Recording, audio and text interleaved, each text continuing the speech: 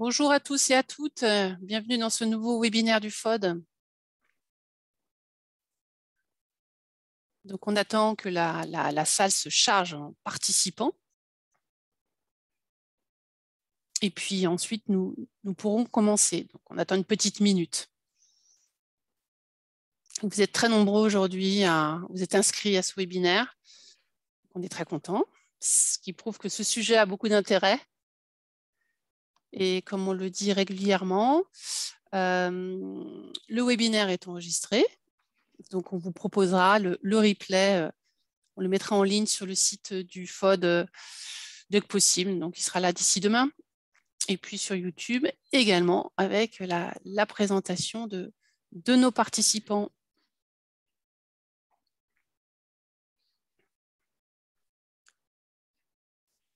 Ah, Adeline. On voit quelques personnes qu'on connaît bien ici. Adeline qui s'intéresse effectivement au jeu sérieux hein, au CNAM de Toulouse.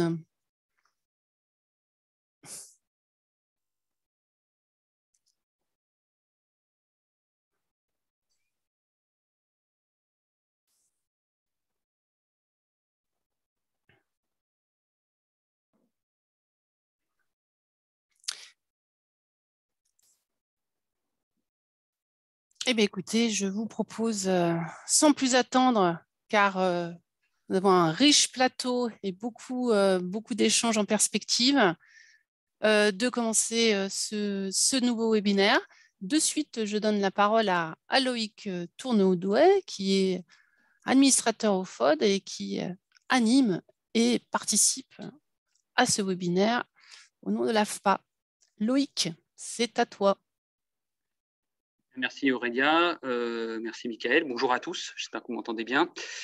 Je suis content de vous retrouver ici aujourd'hui à nouveau pour un nouveau webinaire. En fait, un peu comme nous avions fait à l'automne sur la question des MOOC, POC, Cook, en fait, le temps a passé un peu depuis la sortie du premier Serious Game qui avait fait un petit peu du bruit aux États-Unis il y a quelques années, enfin il y a une vingtaine d'années.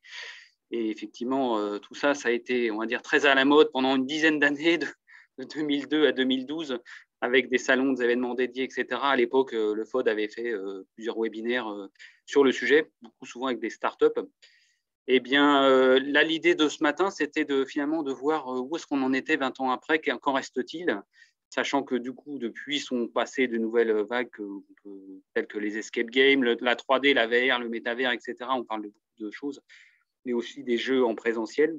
Donc, en fait, en préparant ce webinaire avec Aurélia et Michael, j'ai souhaité en fait qu'on ait un triple point de vue, comme la dernière fois. En fait, premièrement, le point de vue finalement de la recherche, l'enseignement supérieur, qu'est-ce qui se passe, où est-ce qu'on en est dans cet univers-là. Ensuite, deuxième point de vue dans les organismes de formation. Et ensuite, troisième point de vue dans les entreprises. Donc, vous allez avoir trois intervenants. Je laisserai chacun des intervenants se présenter. Tout d'abord Hélène, après moi-même et ensuite Guillaume. Donc voilà, et peut-être on parle du petit sondage là pour introduire Aurélia. Donc en fait, en amont de ce webinaire, j'ai fait un petit sondage sur LinkedIn qui a été vu, enfin deux sondages en fait qui ont été vus à peu près par 1000 personnes chacun. En fait, la première question était la gamification des jeux sérieux sont-ils plutôt pour vous finalement? Il y a eu 67% de réponses. Pour moi, c'est un outil incontournable en 2022. 14% de réponses à la fois une recette miracle pour impliquer et 14 autres pourcents une mode qui va passer. On voit qu'il y a un peu différents avis. Et puis seulement 6% une modalité difficile à appliquer. Ça, c'était pour le premier sondage où il y a une cinquantaine de votes. Et sur le second sondage, qui était plus sur finalement le côté quel est selon vous l'avantage pédagogique d'utiliser des jeux sérieux ou de la gamification. Là, c'est un peu moins contrasté, c'est beaucoup plus ferme. On va dire il y a 70% des répondants qui pensent que c'est le principal avantage, c'est de pouvoir d'avoir un outil qui permette de bien engager les apprenants. Et à 24% ensuite, certains pensent que c'est plutôt aussi surtout un outil pour varier les activités. Et dernier avis, effectivement, à 5% seulement, certains pensent que c'est un outil pour évaluer les acquis. Donc voilà pour les sondages en amont. Donc là, en fait, avec Aurélia ou Michael, on vous en propose un troisième pour avoir une petite interactivité avec vous là, avant de démarrer. Voilà, la question étant la suivante, ce que tu avais posé, hein, Loïc. Vous hésitez encore à utiliser les jeux sérieux en formation, dites-nous pourquoi. Alors, voilà, c'est un petit sondage WooClap. Donc, vous pouvez faire un copier-coller de l'URL de WooClap et on vous donne voilà, quelques secondes là pour pouvoir un peu y répondre. Et puis, nous regarderons en direct les résultats.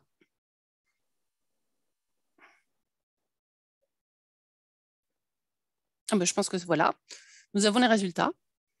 Donc, la première réponse qui arrive en tête, c'est la maîtrise insuffisante des techniques d'animation associées. Donc, voilà. Selon les participants, Loïc, mettre en place un jeu sérieux, l'intégrer à un parcours de formation, c'est techniquement complexe à mettre en place. Eh bien, ça tombe bien parce que je pense que c'est typiquement, spécifiquement ce dont Hélène va nous parler maintenant, je crois. Deuxième réponse, des coûts, la question des coûts. Les investissements pour les jeux sérieux sont encore importants et donc font réfléchir. Et puis, plus en retrait, la peur de paraître pas assez sérieux. Un jeu sérieux qui ne paraît pas sérieux. Je pense qu'on en reparlera de ça aussi. Voilà pour le petit sondage en direct. N'hésitez pas quand vous avez des questions, vous les posez dans le chat et puis on se chargera, surtout les intervenants se chargeront d'y répondre. Passons à la suite. Allons-y, Hélène, c'est à toi. Très bien.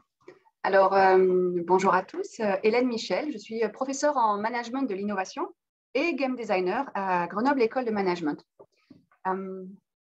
Nous sommes en avril 2022 et aujourd'hui, faire cours en enseignement supérieur, ça n'a plus rien à voir. Nos étudiants ont vécu une période très compliquée avec le Covid. Ils reviennent en salle de cours et 3 choses sont en train de se produire. La première, c'est quand ils reviennent en salle, maintenant, il faut leur faire vivre une expérience unique, quelque chose que l'on ne va pas faire à distance. On ne peut plus dérouler un cours. Ce n'est pas vrai. Donc, on va devoir aussi se réapproprier la matérialité, l'infrastructure et nos espaces, quitte à les faire venir. Quelque chose se produit dans l'interaction, mais aussi dans le rapport incarné à ce qui nous entoure, aux objets, aux dispositifs, que ce soit des Legos, mais que ce soit aussi nos salles et tous ces artefacts autour de nous. La deuxième chose, nos élèves, on ne peut plus les considérer comme des joueurs uniquement.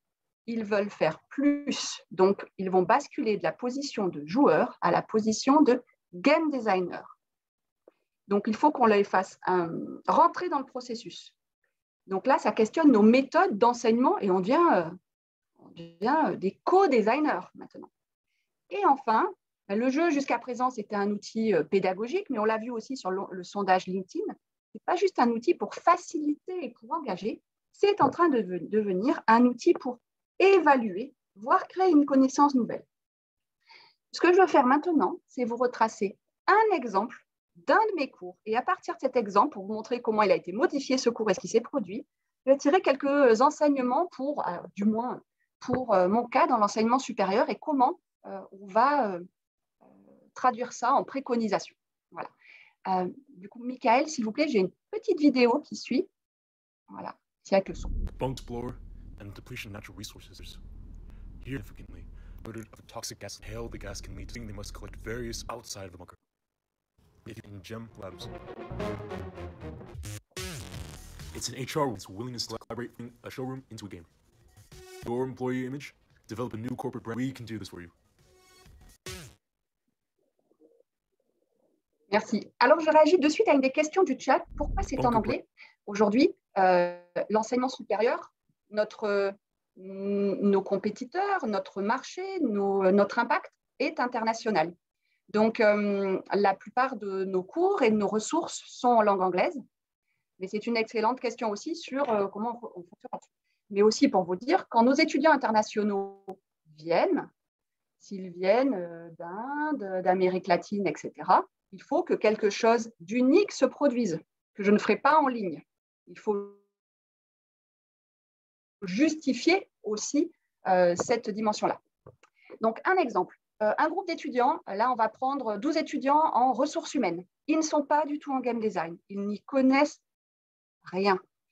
Sur un séminaire de 5 jours, moi, en 5 jours, je dois les former à utiliser des mécanismes de gamification pour construire un programme de formation. Eux, ils ne vont pas devenir game designers, mais ils vont peut-être être commanditaires de formation. Comment on construit un programme, quels sont les besoins, quels sont les critères de performance, produire un prototype, tester ce programme, voilà. Que ça se traduise par un scénario pédagogique, mais aussi tout ce qui va autour du packaging de ce programme. Ça veut dire que le livrable, c'est un scénario de jeu version escape game dans un espace physique avec un nom, un slogan, un trailer, des éléments de présentation, mais aussi tout le guide facilitateur pour pouvoir répliquer l'expérience. Ce faisant, en 5 jours, ils doivent comprendre et fournir un livrable. Est-ce que, Michael, s'il vous plaît, vous pouvez aller sur la slide? Voilà. Ça se traduit par, côté prof, faire vivre une expérience très forte en présentiel. Pour l'organisation, parce qu'aujourd'hui, mon objectif, il n'est pas uniquement lié à ma salle de cours. Mon objectif et mes critères de performance sont liés aussi à mon institution. Il s'agit de redynamiser des espaces physiques. Ils reviennent, valorisons ce qu'on a autour de nous. D'accord? Donc, on a une bibliothèque, on a une cafétéria. Qu'est-ce que l'on a et comment en jouer? Le défi pour les étudiants, c'est renforcer l'intention de collaboration dans un espace physique, en mobilisant un espace physique. C'est le défi qu'on leur lance. Du coup, prochaine slide. On a de la chance, on a un espace physique qui est intéressant et qui a été laissé dormant pendant la pandémie. Donc, c'est GemLabs, c'est un espace où on va pouvoir créer des expériences interactives. Et il y a toute une partie un peu showroom dans lequel il y a, par exemple, un appartement fictif, une épicerie, un magasin de ski. Et avec les éléments, donc vous avez tous les éléments du commerce, de la sauce tomate, vous avez de quoi acheter, vous nourrir, etc. Vous avez des tenues de ski, vous pouvez reproduire toutes les dimensions de l'achat. Voilà. Mais c'est vrai qu'on a laissé ça un peu dormant, du coup. Donc, on va chercher à revitaliser cet espace à travers un cours. Donc, pendant 5 jours, voilà, si on peut passer à la prochaine slide, pendant 5 jours, ils vont devoir itérer là-dessus. Comment ça se passe? Parce qu'il y a quand même une dimension pédagogique, ne l'oublions pas. C'est qu'ils vont avoir un certain nombre de matériaux à lire, donc des articles de recherche, par exemple, sur créer de l'intention de collaboration, les indicateurs de mesure, etc. La deuxième étape, c'est qu'on va faire une session de Lego Serious Play. Et à partir de ces 2 éléments, on va créer une première structure pédagogique de cet escape game. Tout ça en mode, rappelons-nous, prototypage itératif un peu accéléré en 5 jours. On fait du Lego Serious Play aussi pour la même raison. Ils reviennent en face à face. On mobilise un maximum tous nos sens. Il faut qu'ils puissent toucher du doigt, dans tous les sens du terme, les éléments et les artefacts physiques. Une fois qu'on a cette structure pédagogique, on passe à la prochaine étape. Michael, s'il vous plaît. Il faut trouver le flavor, le thème du jeu, la coloration que l'on va donner. Donc là, on va demander aux élèves de faire preuve d'une démarche créative. Donc, il y a une forme de concours de pitch avec de l'écriture narrative. Chacun va proposer un scénario de jeu. Ensuite, on va choisir ensemble un logo. Certains vont être en charge de rédiger cela, de le justifier, une petite vidéo, voilà, tous les éléments de support vers le prototype. Et ensuite, Michael, si on peut aller à la prochaine slide. Sur l'évaluation, donc, une fois que les élèves font cela, on arrive à la fin des 5 jours avec un prototype complet de jeu dans un espace physique. On les a accompagnés étape par étape pour pouvoir produire ce dispositif. Le principe, c'est de le faire tester par des personnes qui sont de l'extérieur. Donc, on va solliciter des gens dans les fonctions ressources humaines, dans les acteurs de l'écosystème grenoblois, par exemple. À la fin, les étudiants, je vais leur attribuer une note, mais ils vont aussi évaluer le module.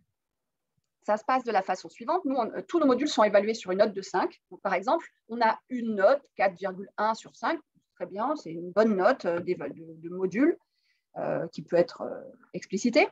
Mais surtout, ce qui va nous intéresser, c'est les évaluations qualitatives. Par exemple, tous les côtés positifs sur ces cours, c'est une opportunité très différente d'apprendre, c'est très impliquant, Ça nous permet d'explorer autour de nous et de tirer la meilleure partie de l'environnement matériel, de l'infrastructure matérielle de l'éducation. Et ça, c'est extrêmement important.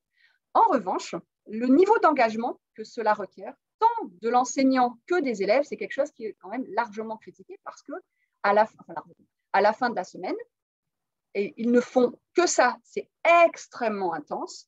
Et quelque part, c'est très délicat de répliquer un cours comme celui-ci parce que nos élèves ensuite, si je les prends par… j'ai fait le même type d'enseignement, là ils étaient 12, je l'ai fait avec 28, notre promo, sur un autre modèle. Eh bien, avec 28, on s'aperçoit que le niveau de coordination devient beaucoup plus intense. Le niveau pour que les cours se fassent, ils ont besoin de beaucoup plus de temps. Donc, on se rend compte aussi que ces systèmes de pédagogique où on va utiliser l'infrastructure matérielle, faire du Lego Serious Play, utiliser les espaces, faire des escape games, c'est très valorisant quand ils sont un tout petit nombre. Donc, extrêmement experts, tout petit groupe, et où on en tire d'autres bénéfices. Parce que moi, si je m'en tiens à ma note et cette évaluation, je n'ai pas besoin de faire tout ça pour les former et pour obtenir cette note. C'est-à-dire que je peux avoir recours seulement à des jeux plus simples. Il existe beaucoup de méthodes beaucoup plus faciles à aborder que l'escape game en co-design.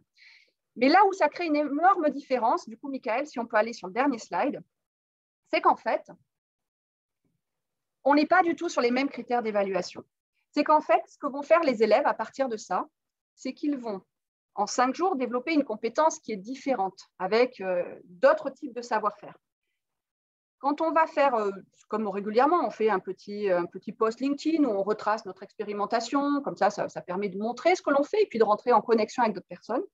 Eh bien, sur un post comme celui-ci où je retrace une expérience, c'est un post avec 5000 vues, bon, d'accord. Mais chacun de mes étudiants va commencer à liker ce post. Certains vont le reprendre en le commentant, en rajoutant du contenu et de la valeur par rapport à ça. Certains vont commencer à rentrer dans LinkedIn et parler de potentielles compétences ou d'intérêt pour gamification. Donc, ils le mettent en intérêt, en centre d'intérêt. Certains qui vont plus loin vont voir si ça peut devenir une compétence à valoriser, voire demander s'ils peuvent avoir une référence de ma part. Et au fur et à mesure, on va avoir des professionnels qui vont rentrer en contact avec moi et puis directement avec les étudiants pour proposer directement stage, proposition de mission, etc. Tout ça pour dire qu'aujourd'hui, en enseignement supérieur, les serious games où l'élève est joueur, c'est quelque chose que l'on continue à faire classiquement. Le serious game où l'élève devient co-designer, c'est quelque chose qui est extrêmement intéressant. Sur des groupes plus experts, plus petits, et quand on est prêt à changer ou faire évoluer nos critères d'évaluation, c'est-à-dire que lorsqu'on met cette situation en place, c'est parce qu'ensuite on est prêt à accompagner l'apprenant jusqu'à la valorisation de la compétence qui est faite, voire pour trouver une prochaine mission. Donc, nos critères aujourd'hui de mesure et de satisfaction ne collent pas avec la mise en place de dispositifs de co-design si impliquants, si fins, etc. En revanche, je pense que l'on peut aujourd'hui utiliser le jeu comme méthode non seulement d'évaluation, mais aussi d'innovation, c'est-à-dire que les scénarios que les élèves créent dans nos espaces, ils les créent en co-design avec nous, ils ont un certain niveau de validité. Tous ces scénarios, aujourd'hui, on les conserve et on va ensuite les remobiliser dans certains contextes. Donc, on va itérer dessus, on va les améliorer et on va les remobiliser, par exemple, en executive education, par exemple, dans des relations avec des partenaires. Aujourd'hui, quand des partenaires vont venir visiter notre institution pour voir s'ils veulent collaborer avec nous, eh bien, on va mobiliser les scénarios escape game que nos propres élèves vont bâtir. Voilà. C'était juste un témoignage sur un usage aujourd'hui en enseignement supérieur pour vous dire qu'on est en train de passer vraiment d'un autre côté, du côté joueur au côté co-designer. Et on va devoir non seulement se former nous-mêmes au jeu, mais former nos élèves à la conception. Comme on a eu design thinking, aujourd'hui, on les forme au game design thinking. Voilà. Merci.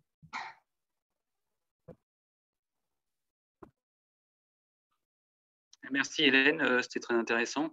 Surtout le côté co-conception, on en parle de plus en plus dans l'ensemble des ressources, en fait, notamment dans certaines études du 3FOD.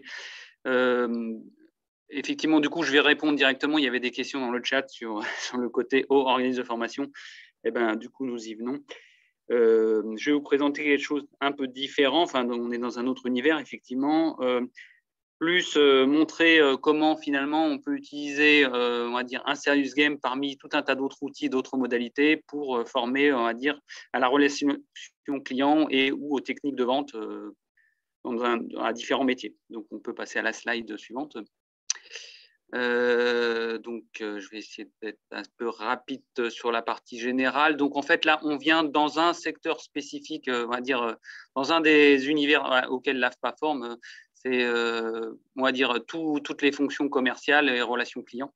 Donc, en fait, on forme à plusieurs métiers, en fait, que ce soit la vente B2B, B2C, mais aussi tous les métiers qu'on va trouver dans le support relations clients à distance, les centres d'appel, et aussi, par exemple, la relation client dans les fonctions, par exemple, de SAV. Donc, il y a plusieurs métiers, plusieurs diplômes, plusieurs formations courtes derrière tout ça.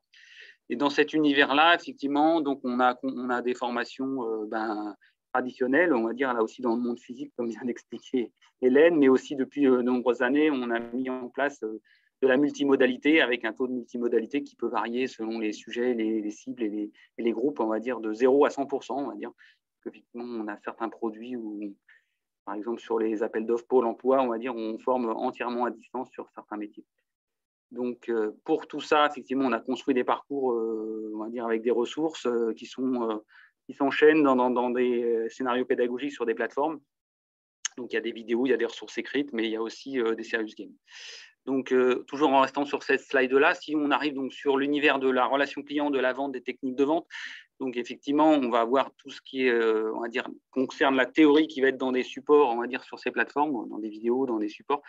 Mais on va aussi avoir dans le monde présentiel des techniques d'apprentissage basées sur l'expérience, parce qu'effectivement, c'est vraiment un des cœurs pédagogiques de l'AFPA.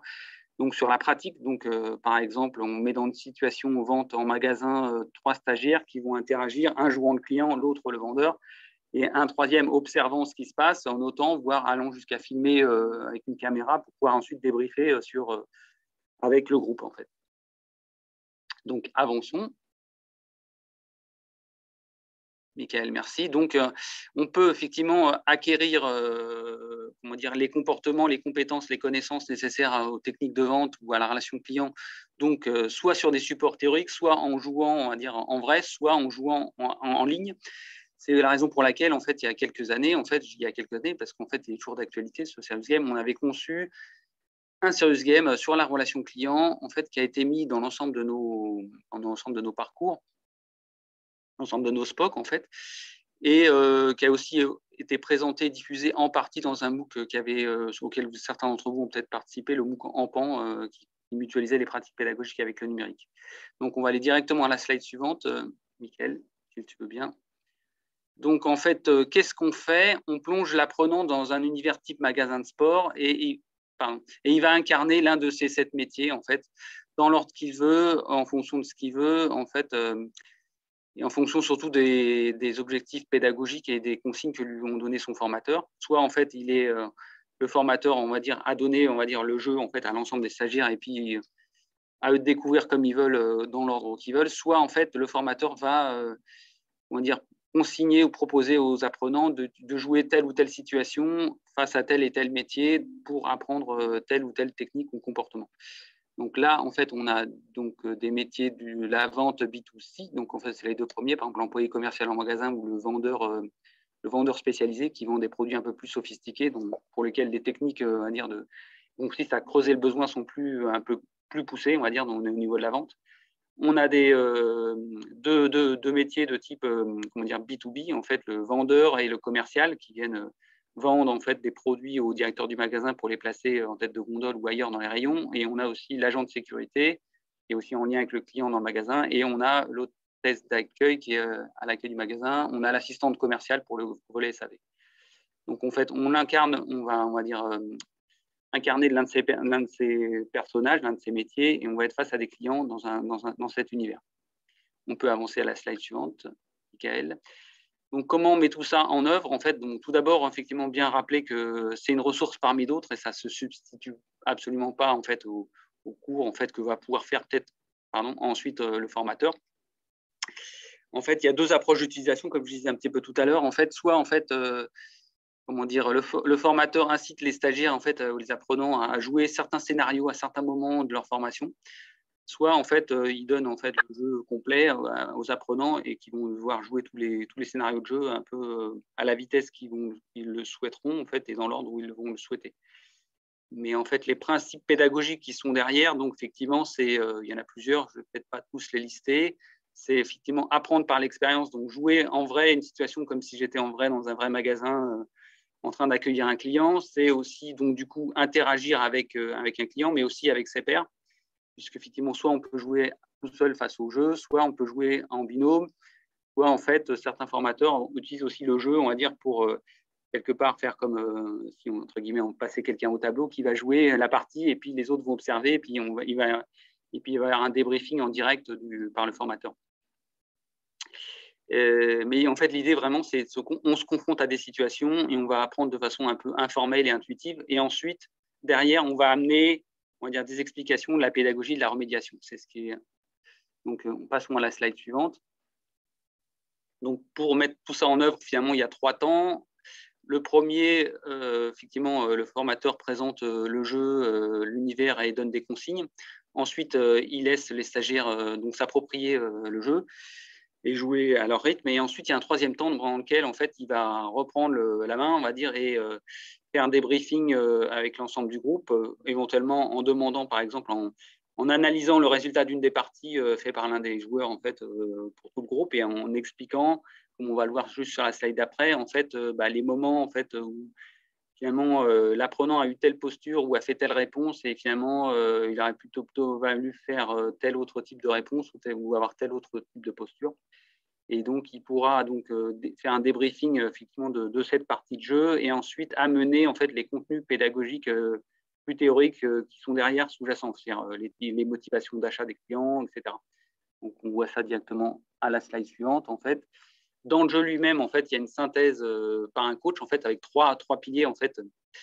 3 piliers en fait sur le volet relation client proprement dit, c'est-à-dire comment en fait dans le cadre des réponses avec telle ou telle réponse on a accueilli le client, on a répondu, on a été plus ou moins avenant et plus ou moins à son écoute. Ça n'arrête pas de changer de slide. Et un deuxième volet, une synthèse un peu globale sur les techniques de vente, comment on les a mises en œuvre en fait avec un score. Ça n'arrête pas de changer. Et troisièmement, oui, on peut le mettre en plus grand peut-être là. Et sous un 3e volet, en fait, sur la maîtrise des techniques de vente, c'est est-ce que par ailleurs, par exemple, dans la partie, je dis n'importe quoi, je devais vendre un vélo ou des lunettes ou des jumelles, on va dire, est-ce que j'ai réussi la vente, mais aussi est-ce que si j'ai réussi à vendre un produit complémentaire, c'est-à-dire faire de la vente groupée. Ensuite, après cette synthèse, il y a un débriefing plus détaillé avec question par question et réponse par réponse, un peu des conseils d'amélioration par rapport à ce qu'on aurait pu répondre. Et puis, si on peut juste switcher à nouveau, c'est un petit peu sur la slide d'avant. Et ensuite, l'apprenant va, dans un 3e temps, regarder un certain nombre de fiches qui sont dans le jeu, qu'il peut télécharger, imprimer. On va dire en une page, un peu, c'est le memento de la technique qui est associée à la partie. Donc là, par exemple, c'était l'exemple qui est là, c'est un accueil efficace. Comment je fais un bon accueil quand je suis à l'accueil du magasin. Donc, voilà.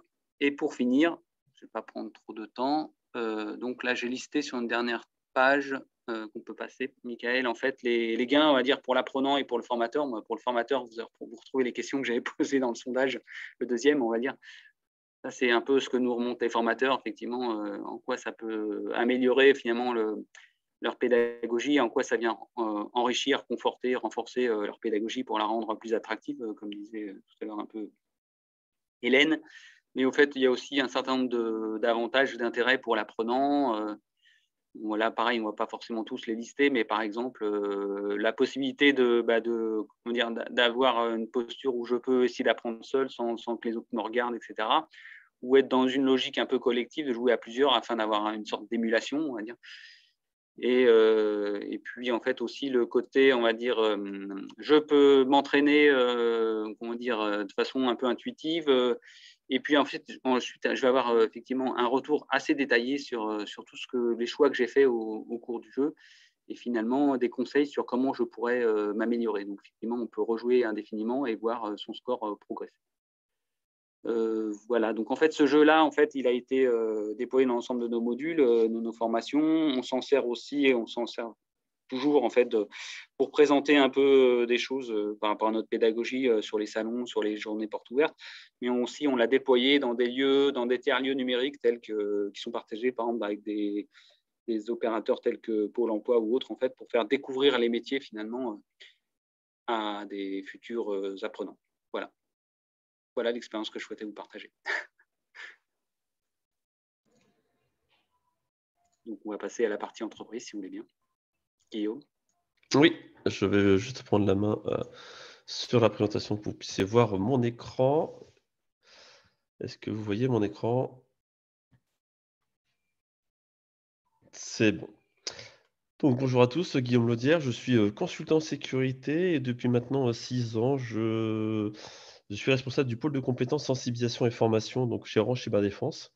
Et donc nous, notre relation est un peu différente puisqu'en fait, on accompagne des entreprises à faire de la sensibilisation et de la formation. Alors surtout sur le côté sensibilisation, parce que c'est ça qui m'amène aujourd'hui à parler de ludification. Il y a 5-6 ans, on faisait des choses très classiques, du PowerPoint tout à fait classique. Et j'ai voulu sortir un peu de ce périmètre en proposant du e-learning et en cherchant toujours comment améliorer notre façon de faire. Et au travers potentiellement de cette année, je me suis posé des questions. J'aime bien comprendre pourquoi ça marche, pourquoi les choses sont mises en avant. Et avant de faire de la ludification, je me suis posé des questions justement de pourquoi. Et j'ai refait plusieurs recherches et je suis parti potentiellement du cône de l'expérience d'Ed Gardel, qui en 1940 a défini un modèle de certaine efficacité des différents médias qui étaient à disposition. Ce cône, vous le connaissez. C'est potentiellement celui qui dit qu'on retient 10% de ce que l'on lit, 20% de ce que l'on entend, 30% de ce que l'on voit, 50% de ce que l'on voit et ce que l'on entend, et ainsi de suite. Alors, le cône date un petit peu, il n'est pas actualisé avec effectivement les problématiques d'hyperconnectivité, des médias, des téléphones, mais on retient quelque chose de très important dans ce cône, qui est que la première partie de cette pyramide, l'utilisateur est passif. Et la deuxième partie de la pyramide, où l'utilisateur est actif.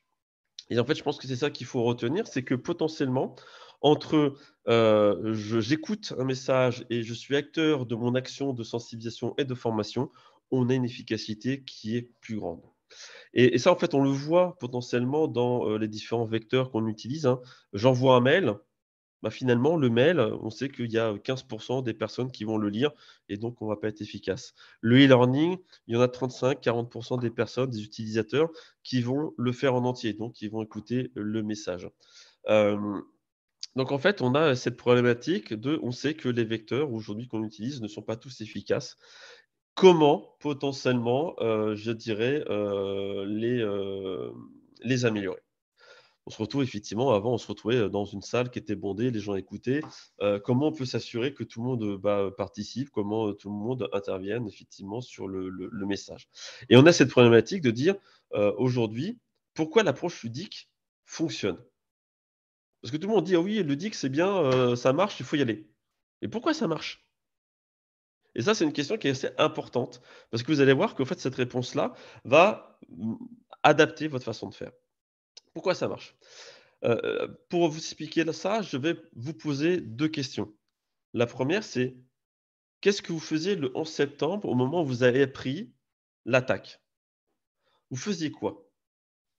Alors pour ceux qui étaient, je dirais, suffisamment, grands à l'époque, vous savez normalement parfaitement ce que vous faisiez et ce que vous avez fait sur les instants plus tard.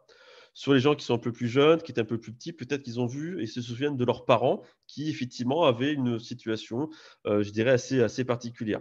De manière un peu plus récente, on a les attentats effectivement à Paris, d'octobre, enfin de novembre, qui effectivement auraient eu, potentiellement la même impact.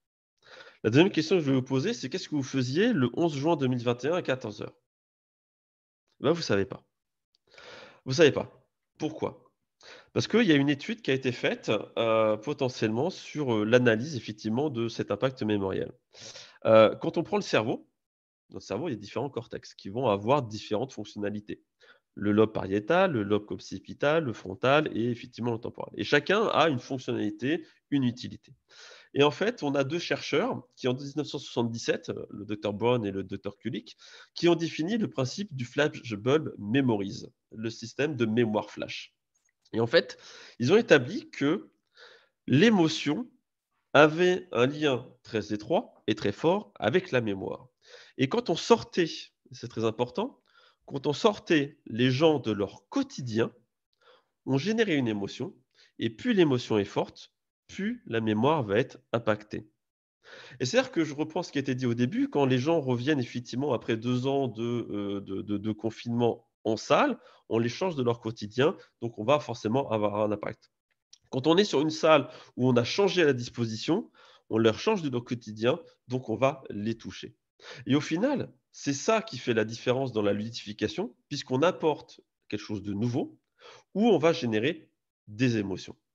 Et en fait, c'est ça qui fait que la gamification est efficace, c'est qu'on va générer des émotions.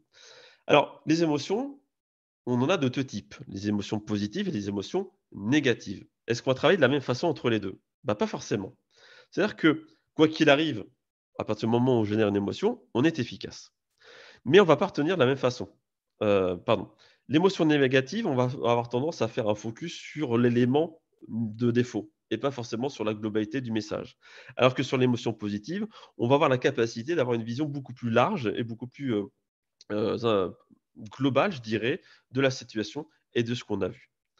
Et au final, avec le champ des émotions, on va pouvoir faire pas mal de choses. Donc là, je m'appuie sur la classification des émotions de Paul Ekman, qui définit des émotions primaires et des émotions secondaires.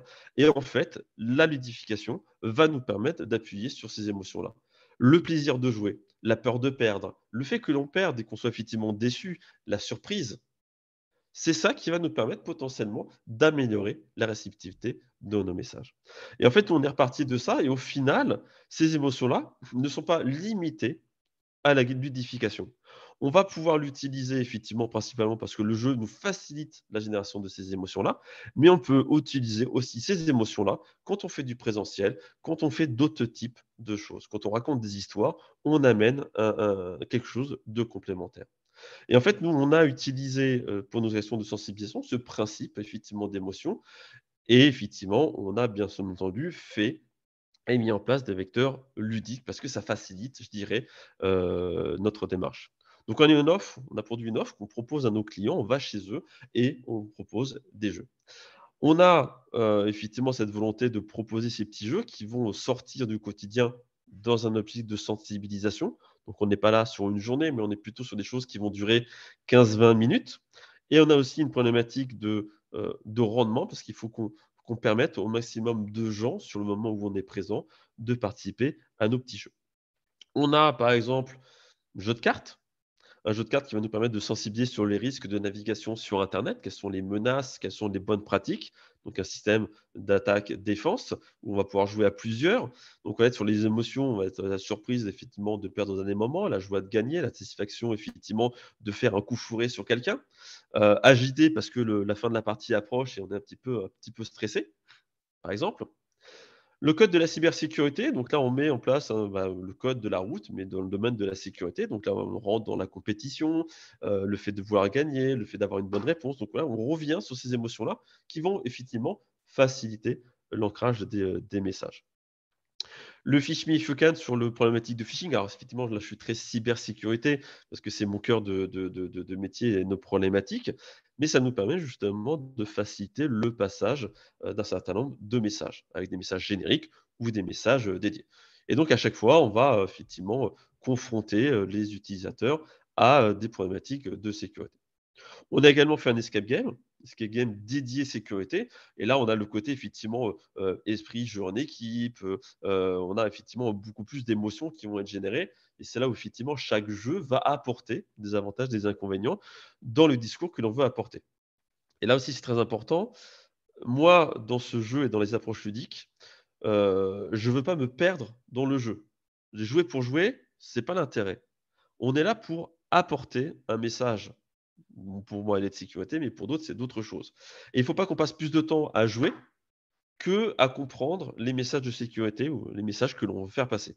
Et ça, c'est un petit peu la difficulté globale. Moi, j'ai des clients sur des jeux concurrents qui nous disent on passe plus de temps à jouer. Le message, il est complètement obscur par rapport au temps de jeu. Ce n'est pas ça qu'on cherche.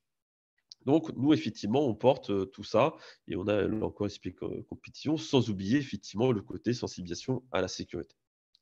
Par exemple, ces derniers jeux, le question pour un cyberchampion, des questions de culture générale, où le petit côté supplémentaire, c'est effectivement le buzzer, où les gens vont avoir envie d'appuyer et le côté compétition. Donc ça, c'est, je dirais, les animations ludiques que l'on a fait. Mais au final, on a proposé d'autres stands qui vont s'appuyer sur le côté émotionnel et qui sont tout aussi efficaces. Par exemple, on fait des démonstrations d'attaque. On démontre la réalité d'une attaque informatique. Et là, on fait peur. On fait voir que la simplicité d'une attaque informatique. On a une présentation sur la e-réputation. Et là, on utilise effectivement un faux moine tibétain où on va accueillir les gens dans une petite séance de méditation, mais on va aussi générer des émotions. Donc, on va aussi avoir la même approche on sort les gens du quotidien. Je suis un espion. Je fais voir du matériel d'espionnage, un briquet caméra, une cravate caméra, pour sensibiliser sur les risques de la mobilité et de l'espionnage industriel. Le fait de faire voir le matériel, les gens sont tout ça, ils sont effectivement surpris, impressionnés, mais on a effectivement la même efficacité. Par contre, la difficulté, c'est que je ne peux pas faire 10 fois la même chose auprès des mêmes personnes, puisqu'à ce moment-là, on rentre dans une routine et donc les gens vont après se désengager. Donc, je dois m'efforcer de toujours renouveler je dirais la façon de faire pour sortir les gens de leur quotidien, pour pouvoir toujours continuer à les accrocher sur un message de sécurité.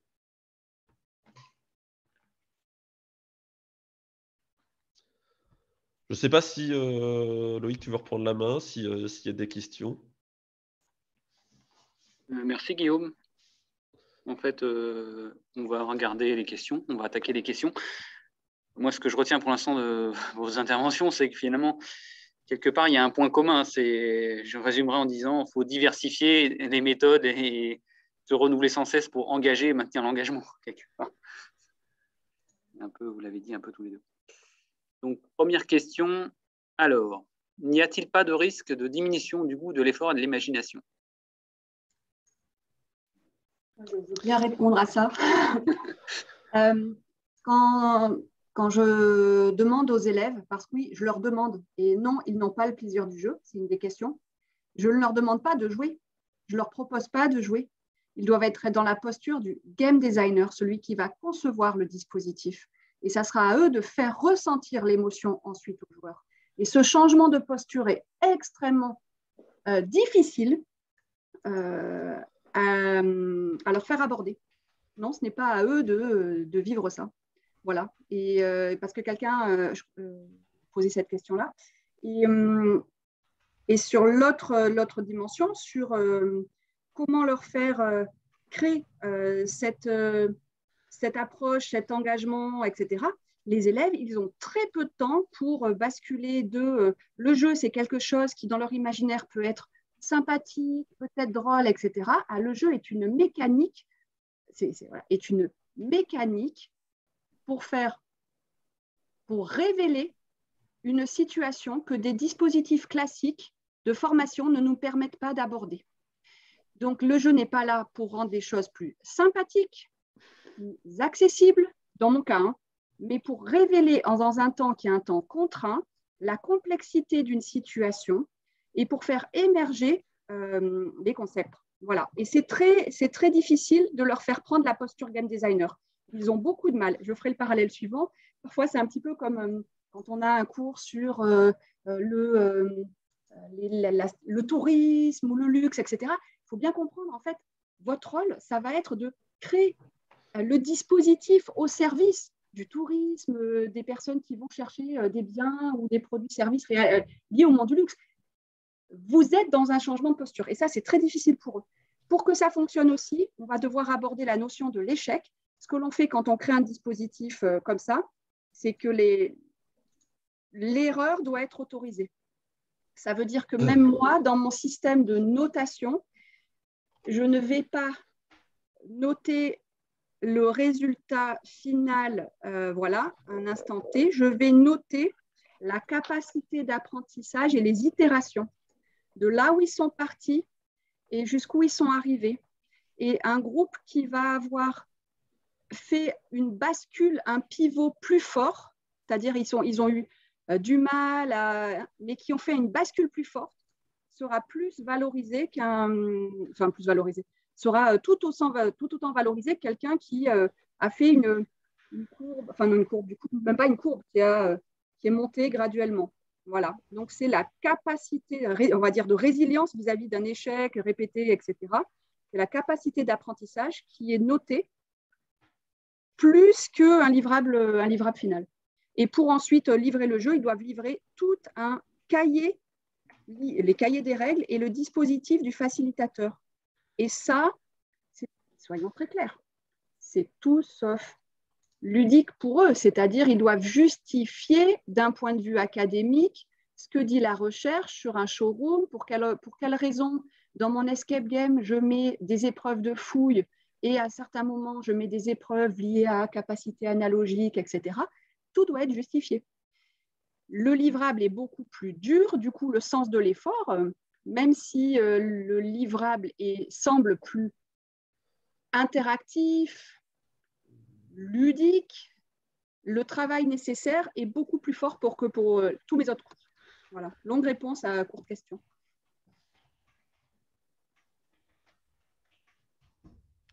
Guillaume, tu veux donner ton point de vue sur ce sujet-là?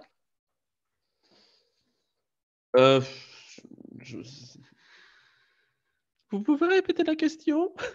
C'est grosso modo, du coup, finalement, est-ce qu'on joue, du coup, le fait qu'on joue, est-ce qu'on va garder le goût de l'effort et de l'imagination? Est-ce qu'on va rester créatif ou est-ce que ça ne nous met pas quelque part dans une situation un peu de passivité, le fait de c'est jouer, c'est facile, il n'y a pas d'effort? Non, c'est pas la difficulté créative, c'est pour ceux qui font le jeu. C'est là, effectivement, la difficulté. C'est que moi, je commence, moi, mon offre Security Game, elle existe depuis maintenant 2-3 ans. Et j'ai des clients qui me disent, bon, bah, au final, vos jeux, on les connaît. Qu'est-ce que vous avez de nouveau? C'est effectivement. Et en fait, il faut tout le temps se renouveler, proposer des nouveaux contenus. Parce qu'après, on arrive dans le processus de routine. C'est-à-dire que c'est toujours la même chose et on désengage. Et ça, c'est effectivement la difficulté. C'est que faire toujours la même chose, ben, au bout d'un moment, c'est pas fonctionnel. Donc, effectivement, je dirais que la difficulté créative, elle est pour ceux, effectivement, qui proposent le jeu. L'intérêt, après, pour ceux qui participent, que ça soit que le temps passe vite et ainsi de suite, c'est justement l'intérêt du jeu. C'est justement l'intérêt de pouvoir proposer une animation qui va être rapide. Par contre, on ne peut pas tout le temps faire du jeu. C'est-à-dire que moi, c'est ce que je dis à mes clients, on fait des stratégies de sensibilisation. C'est-à-dire quand on a 10 000 personnes, ben, on ne peut pas faire du jeu pour 10 000 personnes. Donc, on va devoir choisir, selon le message de sécurité qu'on va devoir faire passer, comment on veut le faire passer. Et on va devoir forcément, après, s'appuyer sur d'autres canaux. C'est-à-dire que jouer à 100% pour un seul message, pour un seul contenu, ce n'est pas possible. Il faut alterner. Par contre, ce qui est possible, c'est essayer de toujours maintenir ses émotions. Moi, maintenant, des fois, j'arrive à combiner des sensibilisations de présentiel de 2 heures, où dans ma sensibilisation, je raconte des histoires, je raconte des blagues, je vais générer effectivement une discontinuité dans mon discours. À un moment, on s'arrête, on fait un petit jeu, on reprend le discours, je fais une participation à main levée, et ainsi de suite. Et en fait, c'est ce mélange qui va nous permettre, alors moi, dans le sujet de la sensibilisation, donc la sensibilisation, on est plutôt sur le changement de comportement, pas forcément sur l'acquisition de compétences. C'est-à-dire que le premier exemple qu'on a, l'objectif du jeu de la création de game design, c'est d'acquérir des compétences. Et là, effectivement, on est dans un autre dispositif. Moi, la sensibilisation, c'est prendre de conscience du risque et après modifier sa façon de faire au quotidien. Donc, on n'a pas non plus les mêmes objectifs. Donc, le jeu va être utilisé de manière différente. Donc voilà, donc après, effectivement, le fait que le temps passe vite, je dirais que c'est plutôt une bonne chose parce que ça donne envie et aussi ça change la vision de la sensibilisation. C'est pas un PPT en présentiel qui va être long et barbant. Ok, merci. Du coup, peut-être je vais donner un troisième point de vue sur cette première question, puis après on enchaînera sur une autre. En fait, le jeu, ce n'est pas parce qu'on joue qu'il n'y a pas d'effort. Effectivement, je suis d'accord avec ce que dit Hélène. Parce qu'en fait, après, la question, c'est effectivement, vous mettez des outils comme ça, vous êtes numérique entre les mains d'apprenants, ils ne vont pas forcément tous avoir la même aisance ou la même envie. Ils ne vont pas forcément tous aller à la même vitesse. Il y en a qui vont faire très vite et qui auront des super résultats. Et puis, il y en a d'autres qui iront beaucoup plus lentement et qui auront beaucoup plus de mal, en fait. Mais l'effort, en fait, il va être surtout après dans la partie, effectivement, au débriefing, où effectivement, tout l'intérêt, c'est de pouvoir analyser ce qui s'est passé, finalement, et puis éventuellement, surtout aussi, peut-être d'échanger entre apprenants. Effectivement, il y en a qui sont beaucoup plus à l'aise et qui vont montrer aux autres et partager aux autres comment ils sont arrivés aussi rapidement à tel résultat ou à tel score. Et puis, ils vont aider leurs collègues, on va dire. Voilà, mais effectivement, même si on rentre, par exemple, dans certains cas, directement dans un jeu et que ça peut paraître simple et ludique et puis qu'on n'apprend rien, finalement, au bout, à la fin, il y a quand même des contenus à lire et de la théorie, etc. Donc, voilà, c'est parce qu'on joue que c'est pas sérieux, qu'on ne va rien retenir et qu'on ne va plus avoir d'effort. Peut-être passons à une autre question. En fait, il y en avait une autre qui était juste derrière. Là, j'ai suivi des formations en entreprise où on était mal à l'aise et pressé d'en finir. Avez-vous des astuces pour que les participants ne se sentent pas infantilisés?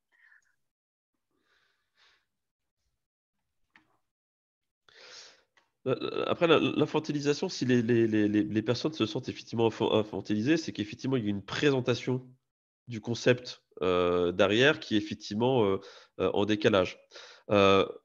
Moi, des fois, on utilise cette approche narrative un petit peu justement pour créer une approche disruptive et de toucher en fait. Moi, ma problématique en sécurité, c'est que les gens cliquent sur le mail et puis après ils disent oui, bon au final, c'est pas grave. Sans chercher à l'infantilisation, des fois la présentation du jeu va être effectivement de générer une prise de conscience. Et là, la prise de conscience, effectivement, il n'y a pas 10 milliards de solutions. Il faut générer soit une approche très décalée, et le fait d'avoir cette infantilisation peut être une approche décalée, même si effectivement, elle n'est pas conseillée, parce que l'objectif, c'est aussi d'avoir une approche qui va être sérieuse derrière.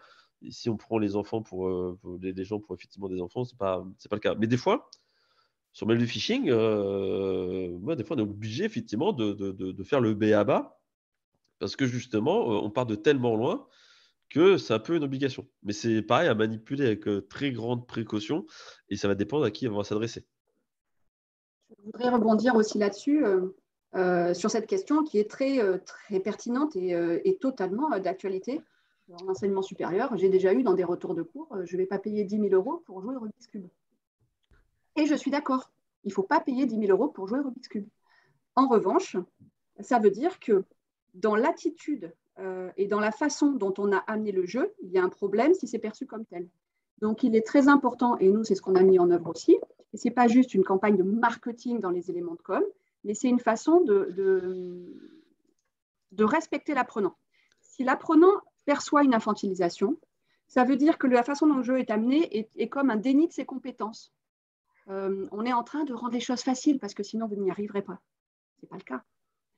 Il faut amener le jeu pour des moments, et je rebondis sur votre remarque, pour des moments spécifiques, pour des compétences, pour des connaissances spécifiques, que des systèmes qui fonctionnent très bien par ailleurs n'arrivent pas à remplir dans ce cadre-là.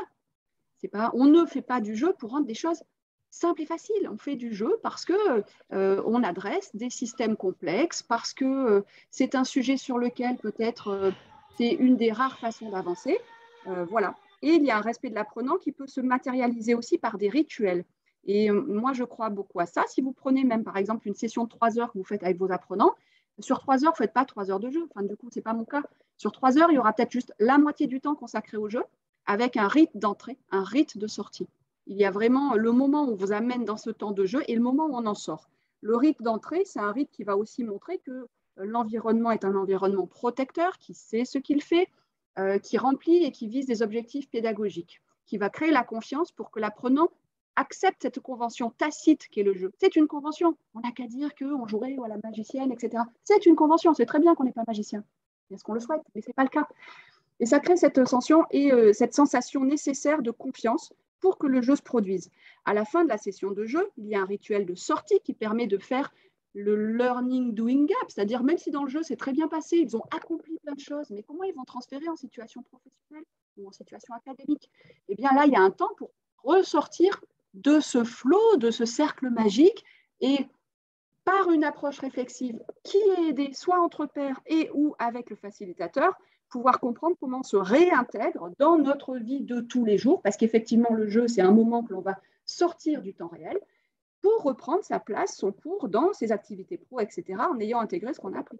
Les rituels sont des choses très importantes qui sont sollicitées par les apprenants. Donc, c'est plus que des éléments de langage, c'est vraiment des rituels avec des temporalités précises. Un maître du jeu, ça prend sa vocation. Un maître comme un maître initiatique, un rite de passage, une expérience transformative. Voilà. C'est comme ça que je le ferai. Merci Hélène. Je ne sais pas si on a le temps pour une troisième et dernière question, Aurélien. Oui, alors il y en a une troisième là, qui me semble pas mal, qui est un peu dans la prolongation de ce qu'on vient d'aborder juste à l'instant. C'est est-ce qu'il existe des indicateurs à prendre en compte qui permettent de noter le basculement entre un jeu qui remplit son objectif de formation et à l'inverse, un jeu qui ne forme pas de manière adéquate? Quels indicateurs peut-on mettre en place en amont? La question n'est pas simple en fait. Ouais. La question n'est pas simple, ça dépend comment le jeu est construit. Si c'est vous qui l'avez construit, parce qu'il y a le côté effectivement d'éditeurs qui vont proposer des contenus gamifiés, ce que vous allez vous-même pouvoir créer. Le point de départ, c'est ce qui est noté dans le chat, hein, c'est pour l'objectif pédagogique. Hein. Qu'est-ce qu'on veut faire? Moi, dans mes jeux, mon objectif, c'est d'initier la prise de conscience. C'est-à-dire que même si je n'explique pas toutes les bonnes pratiques de sécurité, mon objectif, c'est de dire, je génère la prise de conscience pour pouvoir par la suite diffuser mes bonnes pratiques, mais sous d'autres canaux, sous d'autres formats. Et donc de mettre en disponibilité et en disposition les personnes qui passent sur mes stands pour qu'ils écoutent la suite des messages. Donc, je vais surtout appuyer sur ce sujet-là. Donc, moi, mon temps va être très rapide et centré sur le message. À quel moment on se perd? Et ça, c'est une très grande difficulté. Moi, je dirais c'est à partir du moment où on passe plus de temps à jouer que d'écouter le message de sécurité. Enfin, pour moi, ça serait peut-être effectivement l'indicateur. C'est comme on dit dans les commentaires. On n'est pas là pour jouer, le jeu n'est qu'un prétexte pour passer un message derrière. Et ça, c'est effectivement important. C'est un moyen, c'est pas une finalité.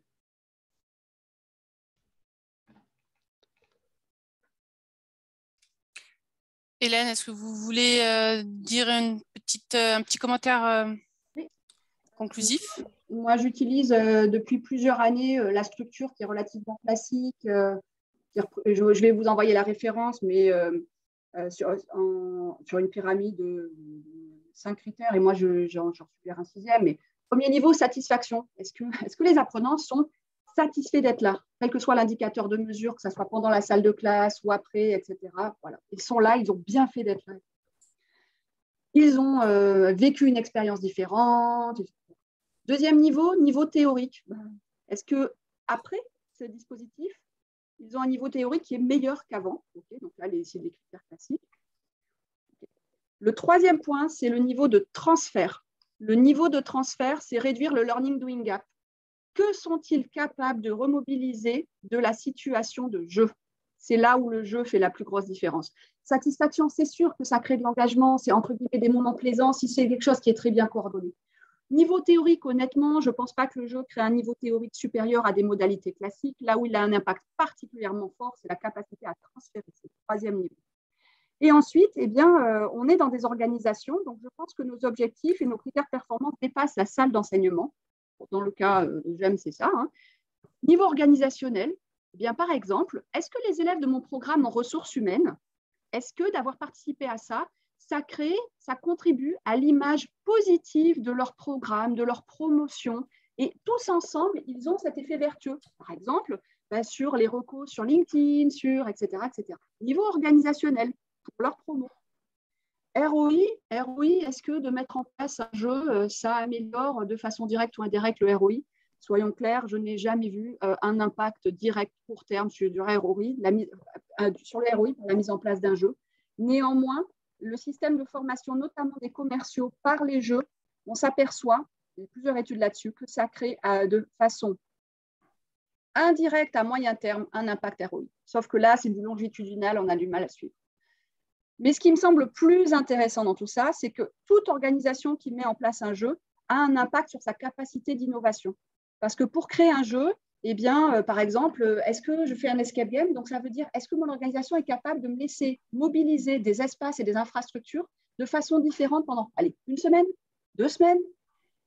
Eh bien, en fait, dès que l'organisation a cette capacité-là, que vous testez par itération, tester une nouvelle application, tester un usage de Zoom gamifié, etc., eh bien, vous allez toucher à la capacité innovation de votre organisation. Et je pense que c'est peut-être le plus gros potentiel du jeu.